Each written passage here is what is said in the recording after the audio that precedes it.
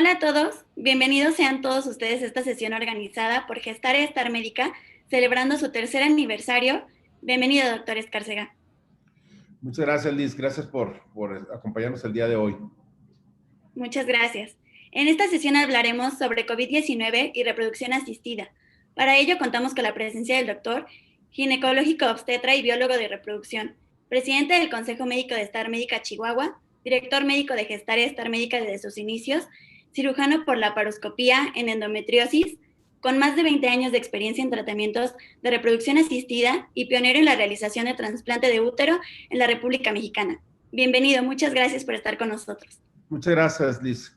Pues como tú bien decías, nosotros somos un centro de reproducción asistida que tenemos más de 20 años en el mercado y hoy estamos muy, tú bien lo sabes, Gestare se une con Star Médica, una institución médica de prestigio a nivel nacional, y formamos, esta fusión da nacimiento.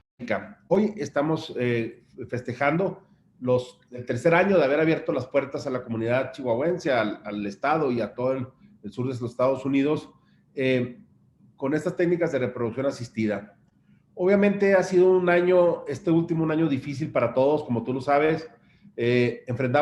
También cumplimos un año de haber iniciado esta pandemia, de que se ha declarado como pandemia, y eso ha cambiado muchísimo la práctica médica, y es una enfermedad de la que no se tenía conocimiento, es una enfermedad en la cual hemos ido aprendiendo a través del tiempo, a través de cómo se ha ido presentando, y las cosas que conocíamos al principio, los conceptos médicos que se tenían al principio, tuvieron unos cambios vertiginosos al inicio y posteriormente fueron cambiando, y cada vez ha habido más información y cada vez se conoce un poquito más de la enfermedad. Creo que todavía nos falta mucho por poder dominar esta enfermedad, pero estamos en eso. Entonces, la idea de esto surgen muchas preguntas, surgen las preguntas de si yo, paciente que tengo esterilidad, me puedo embarazar. Si yo estoy embarazada, ¿qué pasa con el COVID?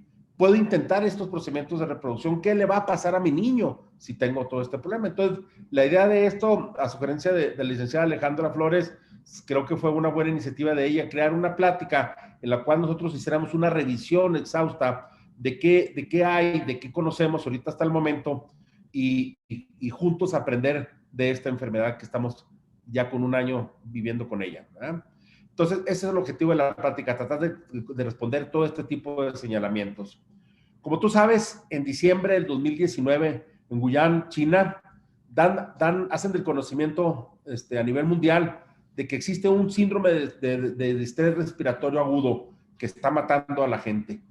En ese momento identifican un virus que le llaman como SARS-CoV-2, y ese virus, desafortunadamente, de estar localizado nomás en China, se expande primero a Francia, posteriormente a Alemania, posteriormente en Europa y posteriormente a América, y obviamente nuestro país no podía faltar, ¿verdad? El 12 de febrero del 2020 la Organización Mundial de la Salud da el primer comunicado donde dice que hay una emergencia sanitaria a nivel internacional por la presencia del virus SARS-CoV-2 y que esto se podría convertir en el futuro en una pandemia. Pues no tardó más que un mes y el 11 de marzo del 2020 de la Salud declara una pandemia, es decir, este síndrome del estrés respiratorio producido por este virus ya estaba prácticamente en condiciones de declararse una pandemia por la expansión y por el número de casos. En ese momento, cuando esto sucede, obviamente fue un impacto para todos los hospitales, para la economía, para todo el mundo. Y lo primero que pasó fue que todas las actividades que tuvieran que ver con medicinas sanitarias no urgentes, la primera medida fue cancelarlo. Entonces, la Sociedad Americana de Medicina Reproductiva y la Sociedad Europea de Reproducción se unieron y empezaron a dar algunos lineamientos básicos de cómo enfrentar en este inicio, estoy hablando de marzo del 2020, esta pandemia. Yo tomo lo que hizo España como un ejemplo, porque cada país hizo su publicación. Yo me identifiqué, seguimos mucho lo que sucedió en España, y en marzo del 2020 el gobierno español inhabilita la actividad sanitaria cuando no es urgente. Solamente se podía atender en ese momento cosas que fueran urgentes. No se sabía mucho de la enfermedad. Por lo tanto, los tratamientos de reproducción asistida avalados por la Sociedad Americana de Medicina Reproductiva y por la Sociedad Europea de Reproducción nos decían, los ciclos que ya empezaste tienes que terminarlos, ya no continúes con nuevos, no iniciar ciclos nuevos, dejar la paciente en stand-by. Todas aquellas pacientes que sacamos los óvulos de reproducción y formamos los no se los podíamos colocar a la paciente, sino los teníamos que congelar para en un segundo tiempo transferirlos. ¿Por qué? Porque no sabíamos qué podía pasar con la enfermedad, no sabíamos si la enfermedad hacía daño al bebé o podría lastimarlo de manera seria. Entonces no transferiéramos y todos los embriones los guardamos, los congelamos con una técnica que se llama vitrificación. Y ahí también nos sugieren que todos los programas de inseminación, todas aquellas pacientes que se querían embarazar, prácticamente detuviéramos en ese momento. Estoy hablando de marzo del 2020. Posteriormente, a ver.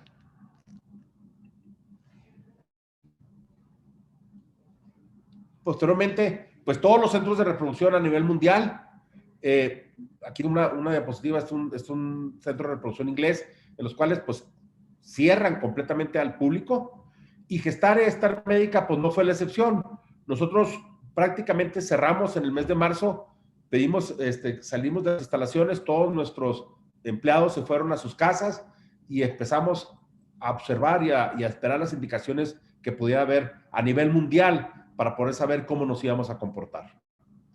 Si yo pudiera hacerles un diagrama de cómo fueron los hechos, sabemos que a finales del 2019 en China, como ya les dije, en Wuhan, perdón, dar conocimiento al mundo de casos de distrés respiratorio ocasionados por el COVID-19. Posteriormente, el primer caso llega a Europa 4 semanas después. El 24 de enero están dando en Francia la noticia de que ya existía un caso en Europa. Una semana después, el 28 de enero, se presenta el primer caso en Alemania. Y ahí la Organización Mundial de la Salud, como les decía, declara como una emergencia pública internacional. En la semana número 8 aparecen los primeros casos en Italia, el 22 de febrero para ser exacto, y ahí manda el primer comunicado a la Sociedad Europea de Medicina Reproductiva sobre qué va a pasar con estas pacientes de reproducción. Ahorita voy a detallar en esto. Posteriormente, en la semana número 11, la Organización Mundial de la Salud declara ya como una pandemia por tener al virus del COVID-19 de manera global y cumple con los requisitos para ser determinado como una pandemia a nivel mundial. Eso, la Sociedad Europea de Medicina Reproductiva lanza su segundo comunicado. Y finalmente, en la semana 14, viene el tercer comunicado de la Sociedad Europea para finalmente, la semana 17, dar los lineamientos, las guías de cómo deberíamos de comportarnos. Entonces, nosotros nos apegamos a lo que estaba sucediendo en esas semanas y tratamos de seguir los lineamientos que sucedieron a nivel mundial. Aquí, el primer comunicado, que fue del 28 al 30 de enero del 2020, nos dicen que las pacientes con COVID, es decir, aquellas pacientes que estuvieran infectadas, no deberían de embarazarse. ¿Por qué? Porque no se sabe qué daño podía ocasionar en ese momento al producto. Entonces, los ciclos de reproducción asistida que se estaban haciendo no se podrían transferir porque no se podía tener un embarazo. Y en segundo lugar, te sugerían guardar todos los óvulos y los embriones hasta nuevo orden, hasta saber cuál iba a ser la conducta. El segundo comunicado sale del 11 al 14 de marzo y ahí ya no engloban a las personas que están infectadas por COVID, sino que ahora todas las pacientes que cursan con infertilidad no deben de embarazarse, no deben de embarazarse. Entonces, en ese momento, los lineamientos era igual, no transferir las pacientes que se aspiraron, guardar los óvulos y guardar los embriones tal y como venían diciéndolo hasta ese momento.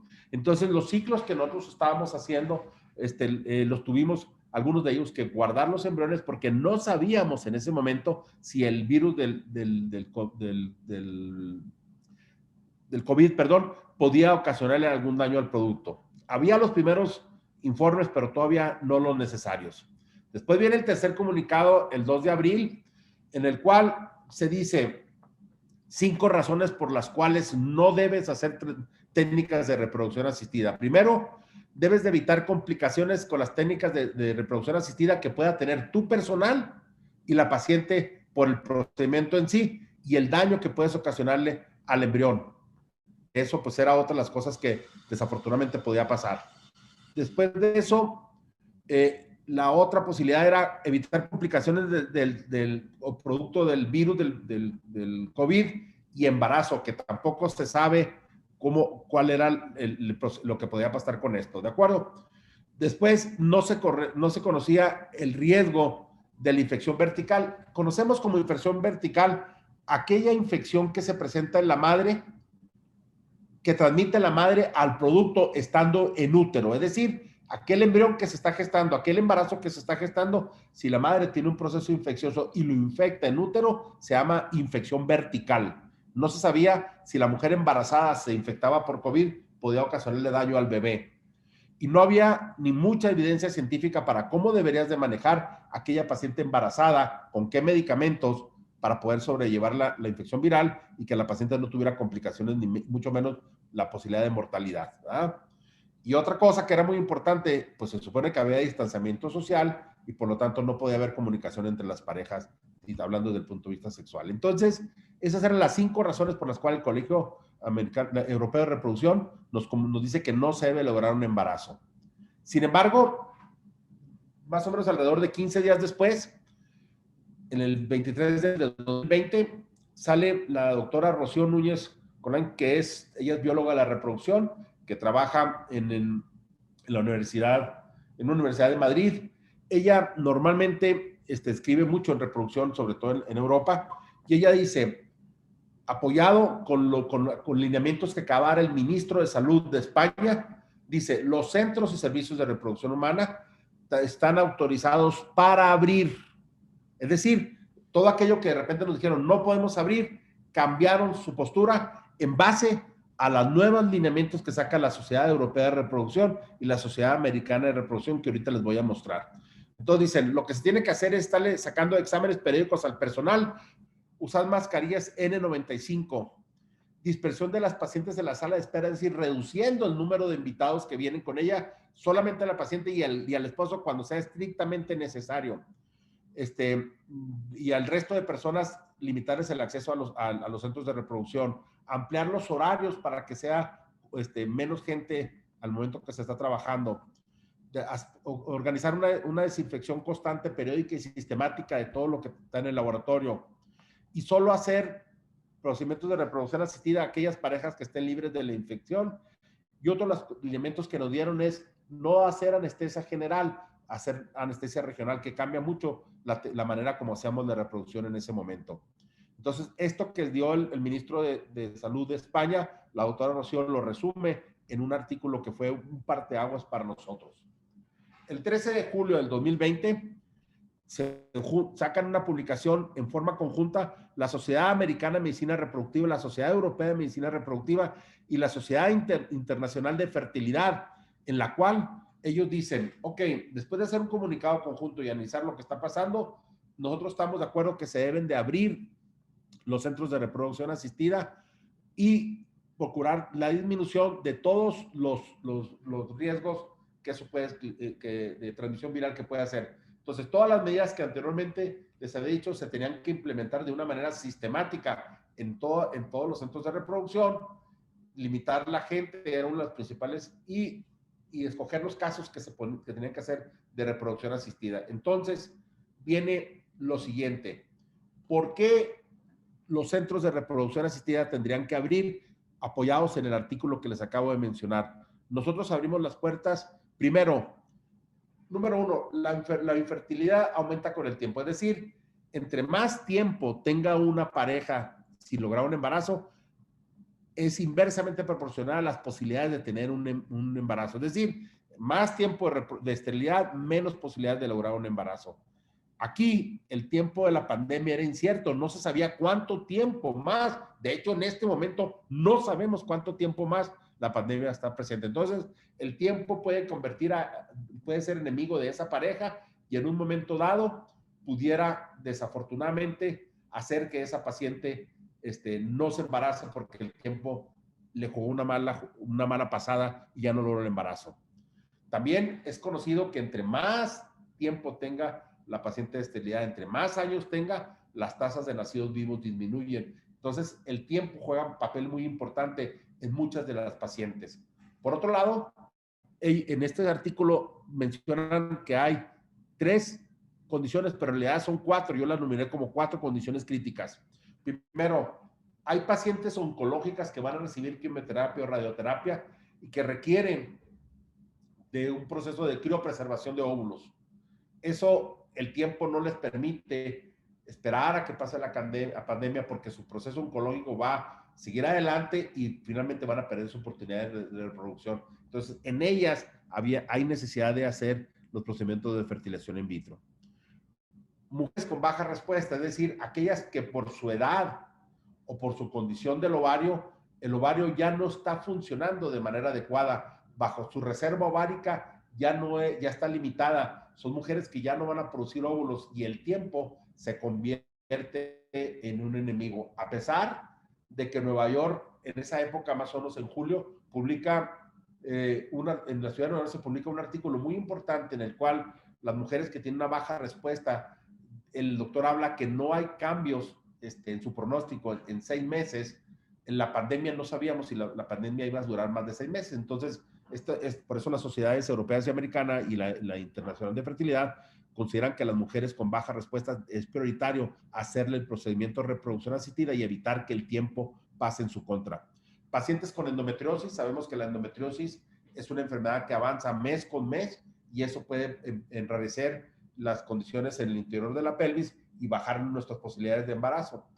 Y el síndrome ovario poliquístico es otra de las patologías que conforme más avanza el tiempo, cuando sobrepasa los 35 años, sabemos que automáticamente las posibilidades de embarazo empiezan a descender a través del tiempo. Y obviamente las mujeres que se encuentran al final de la etapa reproductiva no tienen tiempo de estar esperando. Como pueden ver, hay algunos casos en especiales que obligaban a que los centros de reproducción asistida abrieran sus puertas. Y esto publicado científicamente.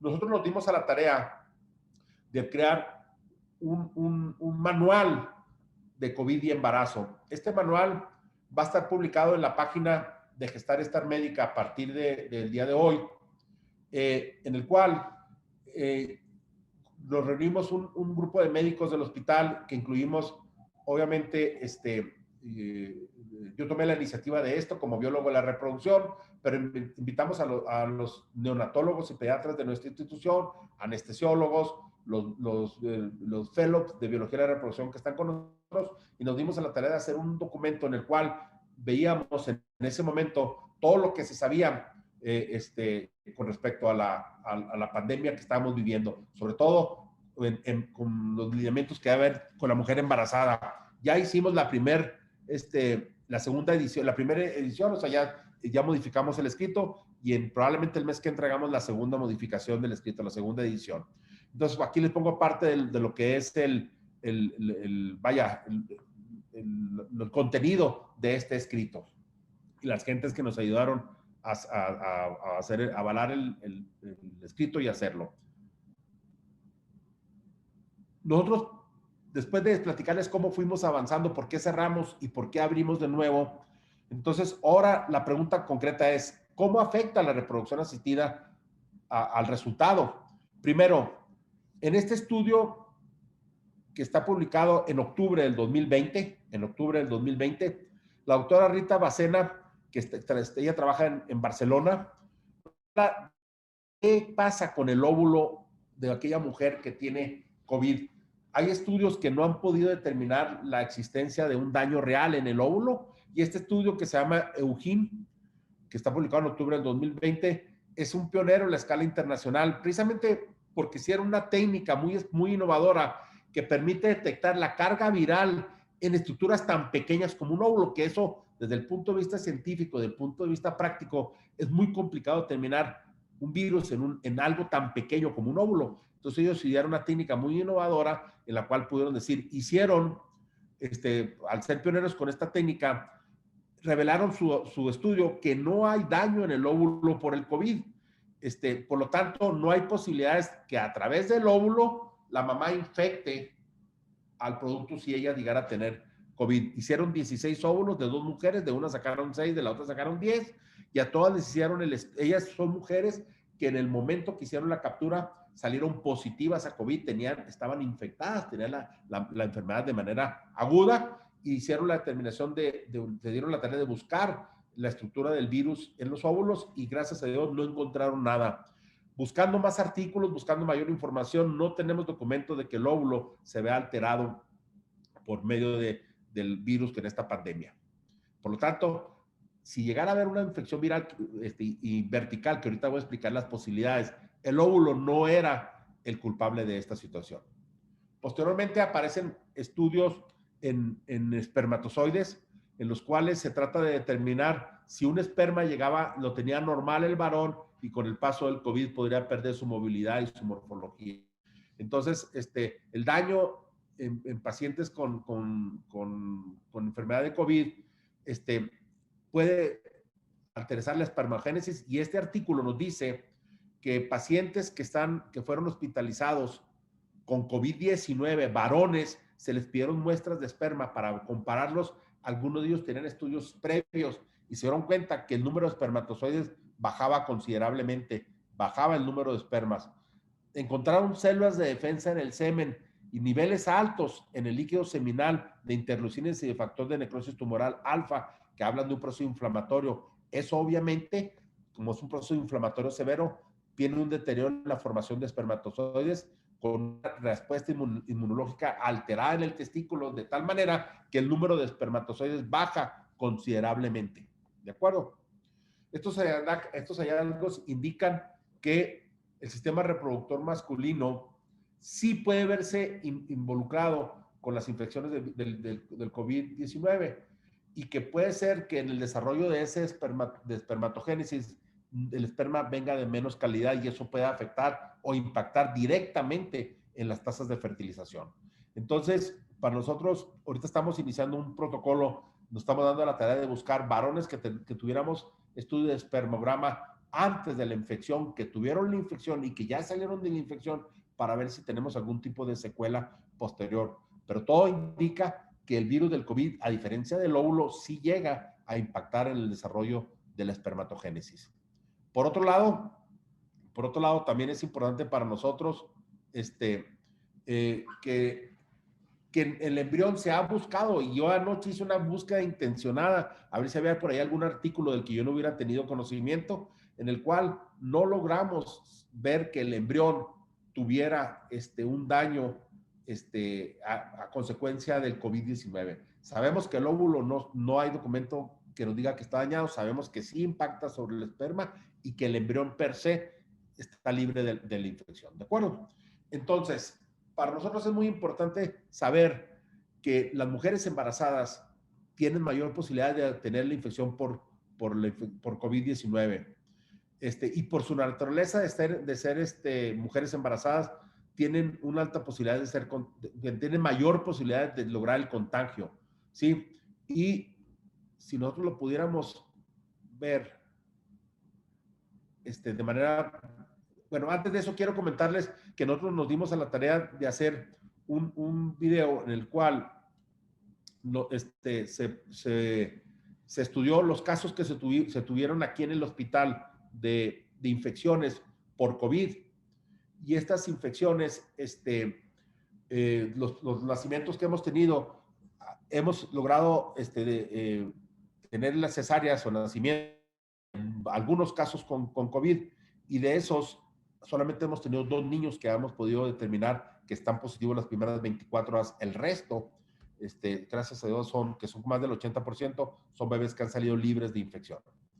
Bueno, entonces, la mujer embarazada puede llegar a tener los síntomas como cualquier persona de COVID, que es fiebre, tos, dolor de garganta, dolor de cabeza, dolores musculares, malestar general, diarrea hasta en un 35%, pérdida del olfato, dificultad para respirar y conjuntivitis.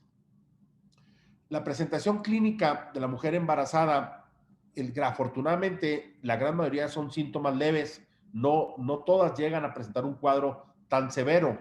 Sin embargo, es muy importante que la mujer embarazada sepa que tiene 5.4 veces mayor probabilidad de terminar hospitalizada por COVID-19, que tiene 1.5 más veces de llegar a la unidad de cuidados intensivos por el solo hecho de estar embarazadas, y tiene 1.7 veces más probabilidades de terminar con un ventilador por el solo hecho de estar embarazadas. Por lo tanto, la mujer embarazada, por su condición, es propensa a mayor posibilidades de infectarse.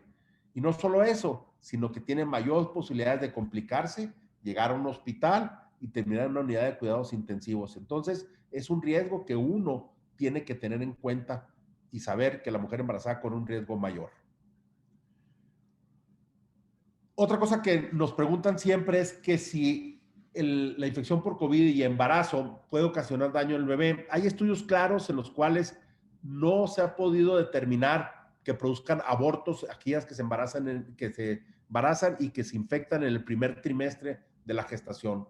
No se incrementa la posibilidad de tener abortos. Sin embargo, en infecciones graves, estoy hablando no de infecciones leves, de infecciones graves por COVID, el 88% de las infecciones graves terminan con bebés prematuros. Eso sí ha sido una constante que se ha multiplicado o se ha replicado prácticamente en todos los países y continentes que estamos sufriendo en el mundo en la pandemia.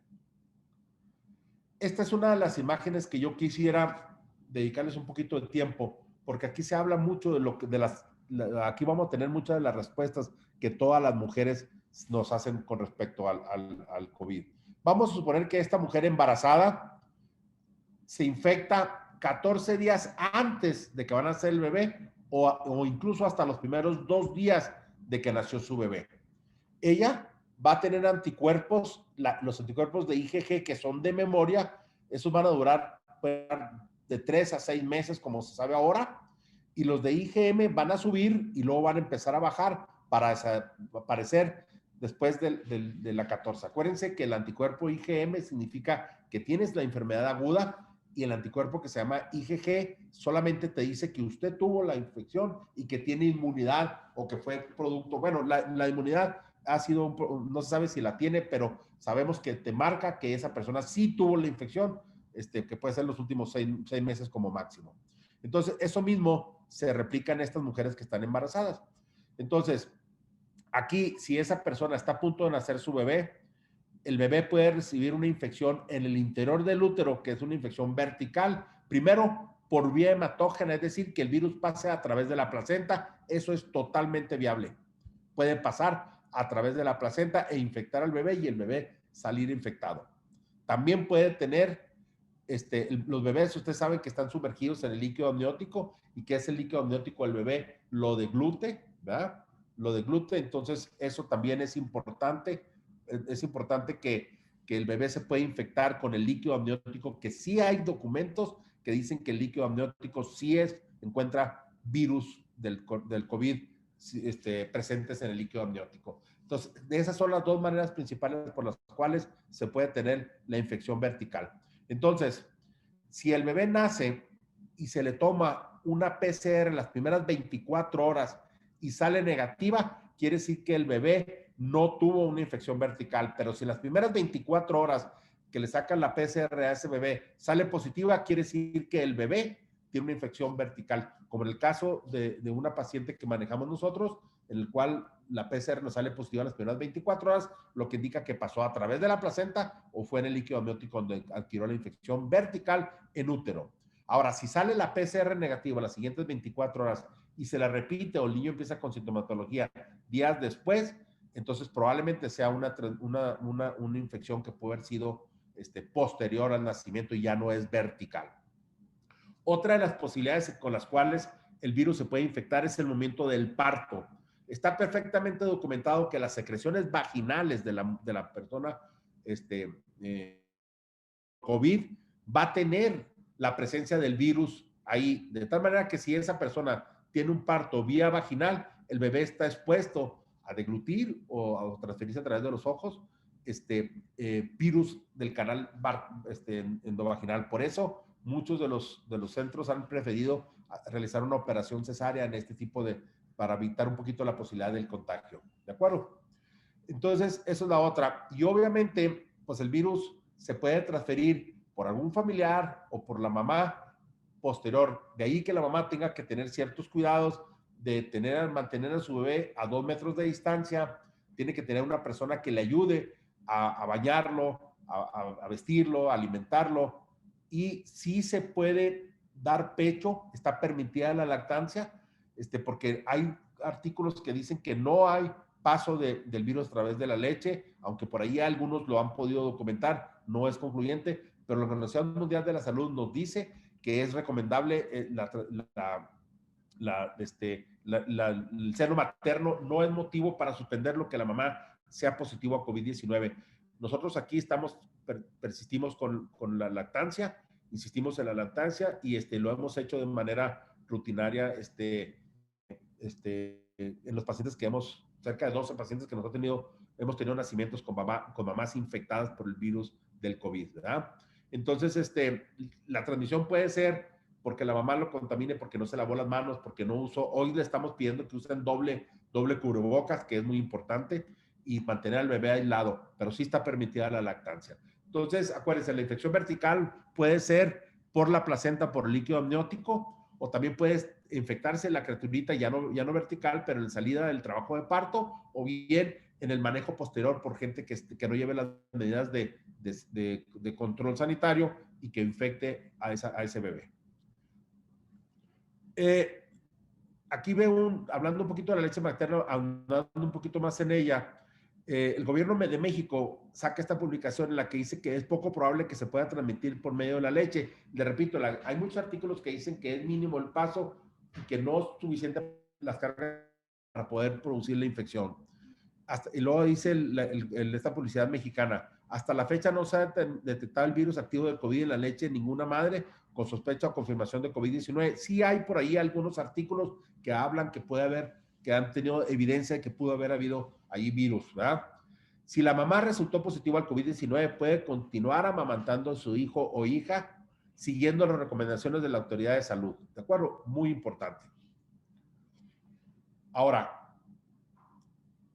en los neonatos, en los niños recién nacidos, la gran mayoría son asintomáticos o pueden llegar a tener síntomas muy leves. No se presenta, afortunadamente, como en los adultos que tienen factores de riesgo como obesidad, diabetes, arriba de 60 años, hipertensos, ¿verdad? O que tienen alguna inmunodepresión. En ellos se presenta fiebre en el 65%, un poquito de tos seca y vómitos en el 22%.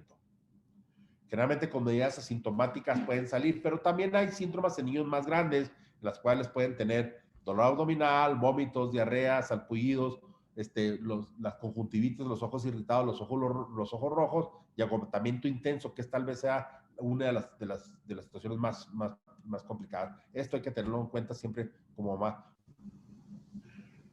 Bueno, ya entrando a la última parte de la plática, otra de las preguntas que nos hacen con mucha insistencia es, ¿me debo vacunar? O sea, si yo me quiero embarazar, ¿me puedo vacunar? Si estoy embarazada, ¿me puedo vacunar? ¿Qué hago, doctor? ¿Me vacuno o no me vacuno? Esa es una de las preguntas que nos hacen rutinariamente, ¿verdad? Entonces, primero voy a hablar un poquito de la vacuna de Pfizer porque es la que se ha puesto un poquito más, dijéramos que es la que está vigente en este momento, la que están vacunando, y hablaremos un poquito del resto de las vacunas que están por llegar a nuestro país. Esta vacuna faculta a las células para producir una proteína S.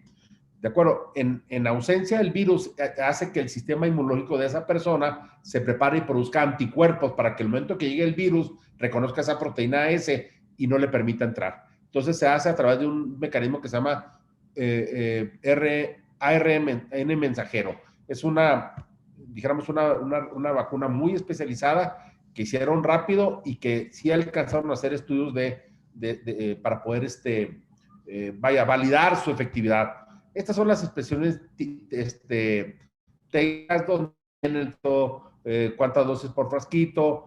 Y una cosa que es muy importante es que al ponerse la primera dosis, la protección, según los artículos que revisé el día de ayer, te pueden lograr hasta un 32%. Después de la segunda dosis es cuando logras el 95% que se pone 21 días después. Se puede iniciar a partir de los 16 años, que es lo que se tienen los estudios. Sin embargo, no se sabe si antes tenga algún efecto, ¿verdad? Como les decía, es intramuscular, se pone en el músculo deltoides, pues son las especificaciones normales de una vacuna. Pero ¿qué nos dice el gobierno mexicano? Primero, está contraindicada o no se puede poner la vacuna a personas que recientemente hayan presentado COVID-19 y que aún están en recuperación. Si tienes la enfermedad, no te puedes vacunar, punto. Personas que viven con inmunosupresores por cualquier causa, por ejemplo, gente que tiene SIDA, por ejemplo, que tiene que tener antivirales fuertes con inmunosupresión, por ejemplo, ellos no son candidatos. Personas con antecedentes de alergia grave, por la posibilidad de que el momento que se ponga la vacuna puedan hacer una reacción anafiláctica severa y le ponga en peligro su vida. Personas que hayan recibido una transfusión o aplicación de hemoderivados de anticuerpos, ¿verdad? Y tratamiento con plasma con anticuerpos monoclonales. Esos son casos muy específicos, pero también dice que debido a que en los ensayos de fase 3, es decir, cuando hicieron los estudios ante una emergencia mundial, hicieron unos estudios rápidos, por decirlo de alguna manera, en la fase 3 no fueron incluidos mujeres embarazadas, ni niños, ni niñas, ni adolescentes menores de 16 años. Por lo tanto, como no se hizo un estudio para ello, el gobierno mexicano los deja fuera de la posibilidad de vacunarse, ni a las mujeres embarazadas. ¿De acuerdo? Entonces, no se sabe si esa vacuna se puede poner en niños porque no hay estudios. No se sabe si se puede poner en mujeres embarazadas porque no hay estudios. Entonces, aquí estamos ante una contraindicación muy importante. La contraindicación es porque no hay estudios, no porque se puso e hizo daño. Eso es muy importante entenderlo. La contraindicación del gobierno mexicano es porque no hay estudios, ¿de acuerdo? Entonces eso probablemente con el paso del tiempo se va a modificar. Las mujeres embarazadas tienen mayor riesgo de sufrir COVID, como lo dijimos anteriormente, y sobre todo comparadas con aquellas que están en la edad fértil y que no están embarazadas. O sea, tienen más posibilidades de infectarse, ya lo dijimos. Tienes 88% de probabilidad de que sea un niño prematuro, ¿verdad? No se conocen los riesgos porque no se ha puesto, ¿de acuerdo? Entonces, la Organización Mundial de la Salud, al inicio, esto fue en enero del 2021, no recomienda usar la vacuna durante el embarazo. Solamente se puede vacunar a aquellas personas que requieren un beneficio real. Por ejemplo, gente que trabaja en el sector salud, gente que está en la primera línea y embarazada, y está teniendo personas infectadas con COVID. Esas personas que la ONU de la Salud dice que se ponen de... Esto fue en enero 8 del 2021, ¿de acuerdo? Ahora, el Centro de Detección de Enfermedades Contagiosas en Estados Unidos y la ACIP, que es una institución americana que regula la aplicación de vacunas, recomienda solamente ponerlo en personas que son trabajadores de la primera línea que trabajan con COVID, ¿verdad? Y acuérdense que es muy importante recordar, y ellos lo dicen, que las mujeres con embarazo pueden tener hijos prematuros, pueden ingresar a terapia intensiva y pueden requerir intubación. Entonces, a pesar de que solamente le recomiendan en personas de la primera línea y por otro lado ponen el riesgo de la prematurez y de que tienen mayor posibilidad de infectarse, entonces ellos dicen claramente lo que les acabo de decir. Son artículos que nos dicen, la evidencia es que no hay evidencia, no hay razón. Sería muy diferente a que le dijeron, se le puso la vacuna a mujeres embarazadas y les hizo estos daños. Ese artículo no existe, por lo tanto, dan apertura para usarlo. La vacuna Moderna, que después sale posteriormente, ella sí hizo estudios en ratas, en la fase 3 del estudio, en ratas embarazadas, y los estudios no mostraron ninguna anormalidad en las ratitas que fueron vacunadas estando embarazadas. Pfizer está haciendo ya un estudio en animales, está en proceso actualmente, ¿verdad? Pero sin embargo, es importante saber que ya hay mujeres embarazadas que se la están poniendo. La vacuna de AstraZeneca también tiene los estudios limitados, ellos tampoco no han podido complementar en la mujer embarazada. Ellos no han complementado los estudios de toxicidad en animales, al igual que Pfizer, solamente Moderna los tiene, y se debe considerar, no se sabe si se excreta o no por la leche, por lo tanto también la lactancia la están limitando, ¿verdad? La rusa, la Sputnik, no hay estudios concluyentes para la mujer embarazada. Ellos le dan el mismo beneficio de la duda de las otras vacunas. Y solamente ellos dicen que el riesgo de la infección en las mujeres embarazadas es mayor, por lo tanto la justifican su uso al no tener evidencia de que pueda haber daño, a pesar de que no hay estudios concluyentes. Es muy importante saber que hay una vacuna que va a salir próximamente que lo produce Johnson & Johnson. Johnson & Johnson es un laboratorio que va a sacar una vacuna que va a ser una sola dosis. A pesar de que es una sola dosis, eso tiene beneficios. Sin embargo, es una bacteria que tiene un poquito más de efectos adversos, ¿verdad?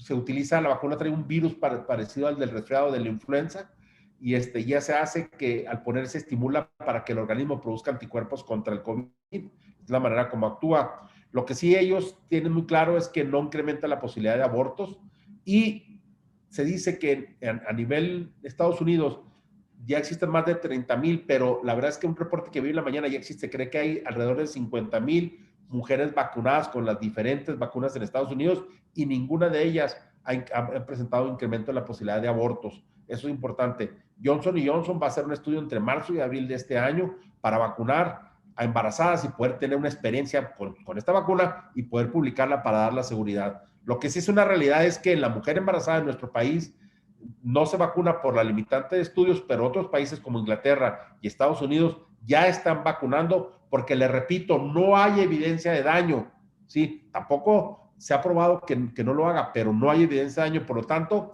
sabiendo el riesgo tan grande que tiene la mujer embarazada, es mucho mejor vacunar a esa persona. Por último, en nuestro país hay gente muy brillante.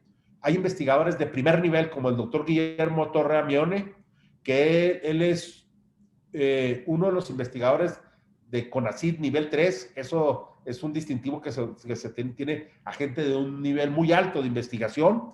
Él es el rector del TEC Salud, del TEC de Monterrey, es vicepresidente de investigación de todo del sistema TEC Salud, ¿verdad? Tiene un grado de doctorado en Estados Unidos en inmunología. Entonces es una persona que conoce, a pesar de que es cardiólogo, que trabajó mucho tiempo en Houston, en Baylor, ¿verdad?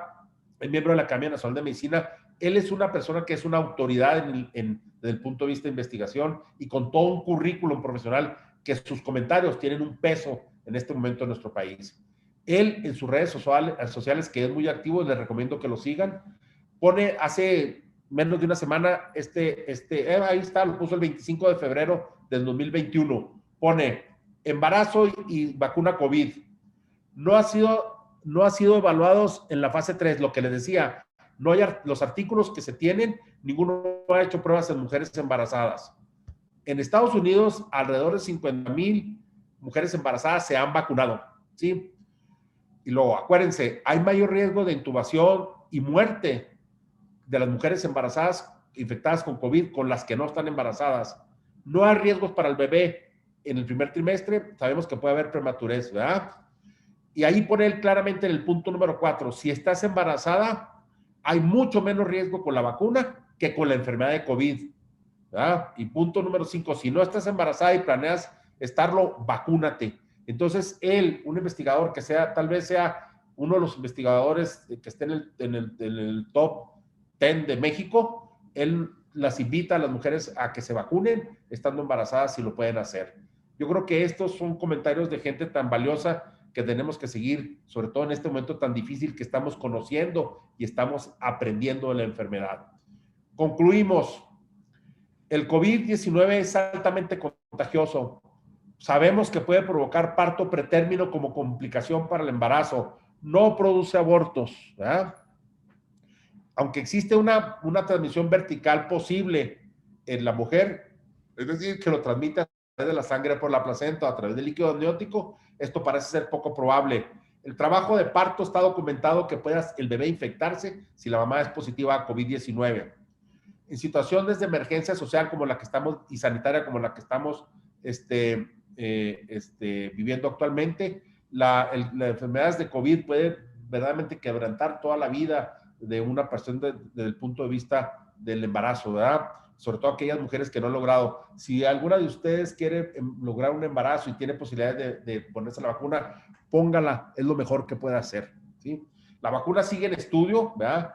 y no ha demostrado efectos adversos en el feto, pero sabemos que tampoco vaya, las primeras 50,000 gentes que se están vacunando embarazadas en Estados Unidos, no, esperemos los resultados ya oficiales, pero hasta ahorita no hay documentos que nos digan, que nos alerten en el uso de la vacuna. Creo que es cuestión de tiempo, es cuestión de meses, como hemos visto estos 2 últimos meses, cómo la carrera va ido avanzando, y yo espero que en los siguientes meses, si no es que semanas, la vacuna sea abierta para todas las mujeres embarazadas prácticamente en todo el mundo, sobre todo porque no tenemos mayores argumentos científicos para poder decir lo contrario.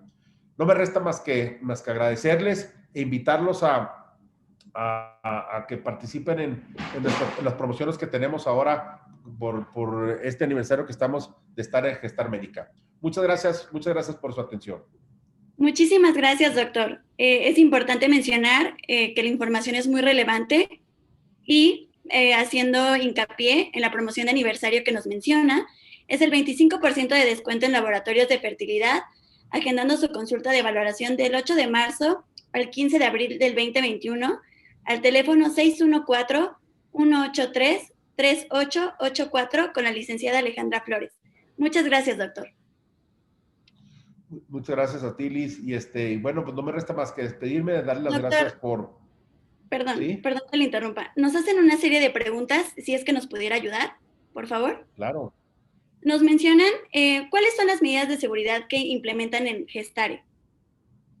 Bueno, primero, número uno, la paciente que viene a un procedimiento de reproducción asistida debemos estar seguros de que está libre de infección, ¿verdad? Tiene que cumplir con los requisitos. Pero la parte más importante de nosotros allá adentro es que sacamos exámenes al personal para saber que estamos libres de COVID. Desinfectamos de manera periódica, de acuerdo a lo que les mencionaba anteriormente.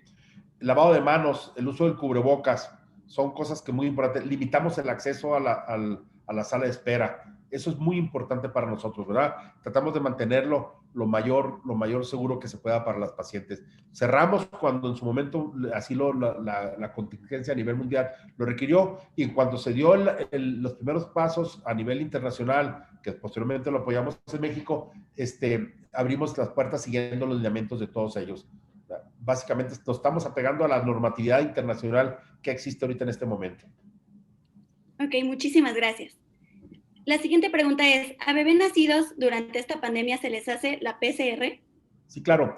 Mira, yo he tenido la situación médica de que he tenido alrededor de 12 nacimientos de mujeres con PCR positivas, mamá positiva a término, ¿de acuerdo? Entonces, te mostré ahorita el escrito que hicimos. Nos juntamos con los pediatras, con los anestesiólogos, hicimos un escrito que les voy a pedir a Alejandra que posteriormente haga saber ahí el número de la página, de nuestra página de Gestar Médica. Ahí está el escrito, donde nos unimos contra todos y buscamos toda la literatura mundial para unificar criterios, tanto de la OMS como de las diferentes asociaciones, para poder hacer una normatividad y ejercerla aquí en la Gestar Médica.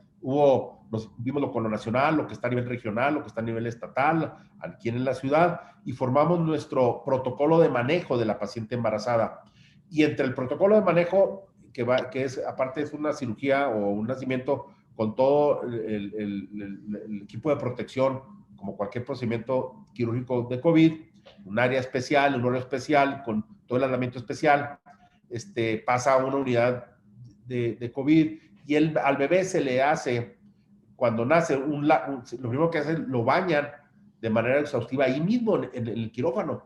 El bebé se baña de una manera importante para quitar todo el riesgo que pueda venir de contacto con la piel, y se queda con la mamá. Y en las primeras 24 horas, generalmente son 6 horas, 8 horas después, se le hace la PCR COVID al bebé. Tiene que ser las primeras 24 horas, antes de que cumpla las primeras 24 horas. Y a la mamá se le pasa a sacar una tomografía simple de tórax, que durante el embarazo no se puede sacar, para valorar la parte pulmonar de la mamá. Tenemos un protocolo muy establecido de cómo se maneja, y te repito, a mí me tocó de esas 12, solamente un bebé que me salió positivo las primeras 24 horas del nacimiento. El resto, los 11 restantes, fueron negativos. Muchas gracias. Sí, yo creo que es demasiada utilidad conocer los protocolos, que los pacientes lo conozcan para que no tengan ese temor. Es demasiado relevante. Nos hacen una siguiente pregunta. ¿Cuánto tiempo debo de esperar si me vacuné y quiero entrar en un procedimiento de reproducción asistida? Es una muy buena pregunta. Mira, es una vacuna nueva, no tenemos experiencia, se está conociendo, pero de acuerdo a cómo se hace la vacuna, de la manera como se hace, los científicos piensan que no va a causar ningún daño. Como no tenemos ningún daño que pueda ocasionar en el embrión, ni tampoco en el producto del primer trimestre, nosotros, la paciente se puede vacunar y no tiene que esperar nada. Inmediatamente podemos iniciar su tratamiento de reproducción asistida. Perfecto, muchísimas gracias.